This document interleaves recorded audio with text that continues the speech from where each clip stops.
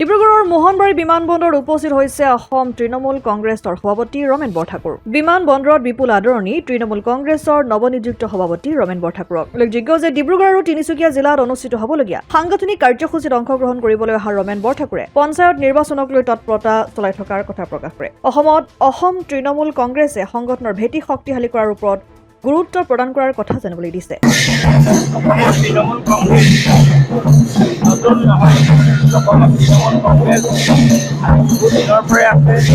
অসমত তৃণমূল কংগ্ৰেছ 2018 চনতেই দুটাকৈ MLA আছিল, কিন্তু কিবা কাৰণত সংগঠন শক্তিশালী হোৱা নাছিল। এতিয়া বংগৰ মুখ্যমন্ত্ৰী অল ইণ্ডিয়া তৃণমূল কংগ্ৰেছৰ সভানেত্ৰী তথা সাংসদ অল ইণ্ডিয়া তৃণমূল কংগ্ৰেছৰ জেনেৰেল ছেক্ৰেটাৰীয়ে মোক অসমৰ দায়িত্ব দিছে আৰু এই দায়িত্ব মই সুকলমে পালন কৰিবলৈ প্ৰস্তুত আছোঁ। বংগত তৃণমূল কংগ্ৰেছৰ শ্লোগান আছিল মা মাটি মানুহ, আৰু অসমত এই শ্লোগান হ'ব মা মাটি মানুহ আৰু সমন্বয়।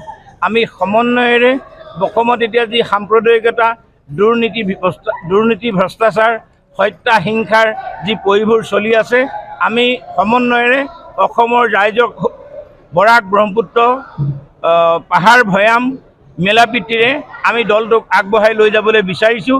আৰু আজি প্ৰথমবাৰ মই সভাপতি নিযুক্ত হোৱাৰ পিছত ডিব্ৰুগড় তিনিচুকীয়া জিলাৰ ৰাইজ বা আমাৰ দলীয় সতীৰ্থসকলে যি সভা আয়োজন কৰিছে তালৈ মই আহিছোঁ, আৰু এখেতসকলে যি উদ্যম আৰু আন্তৰিকতাৰে মোক আদৰণি জনাইছে, মই তাৰ শলাগ লৈছোঁ। পঞ্চায়ত নিৰ্বাচন, BTAD নিৰ্বাচন আৰু বিধানসভা নিৰ্বাচন আমি সকলোতে প্ৰাৰ্থিত্ব দিম। আৰু যিহেতু আমাৰ সভাপতি নিযুক্ত হোৱা সময় অলপ পলম হ'ল, তথাপিও আমি সকলো নিৰ্বাচনতে অংশগ্ৰহণ কৰিম। বিৰোধী ঐক্যমঞ্চৰ বিৰোধী ঐক্যমঞ্চৰ আমি বিৰোধিতা নহয়, কাৰণ যিহেতু মমতা বেনাৰ্জী ডাঙৰীয়ানী এতিয়াও বিৰোধী ঐক্যতে আছে, গতিকে আমি এতিয়া নিজৰ দল সংগঠন কৰাতহে ব্যস্ত থাকিম।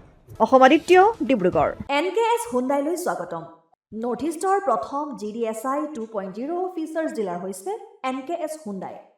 অত্যাধুনিক সা সুবিধাৰে তৈয়াৰী মষ্ট আপডেটেড হুণ্ডাই ডিলাৰ এতিয়া ডিব্ৰুগড়ত।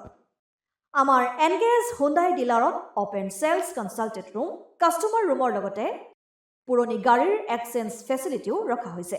ইয়াত চেলছৰ লগতে ছাৰ্ভিচ ছেক্টৰৰ সুন্দৰ সুবিধা আছে। প্ৰয়োজনীয় সকলো এডভান্স টুলছ, হুইল বেলেন্সিং, এলাইনমেণ্টৰ অত্যাধুনিক machine, post hydraulic lift, fully train man পাৱাৰৰ লগতে nitrogen gas filling facility, fully automatic car ৱাছৰ ফেচিলিটিও আছে।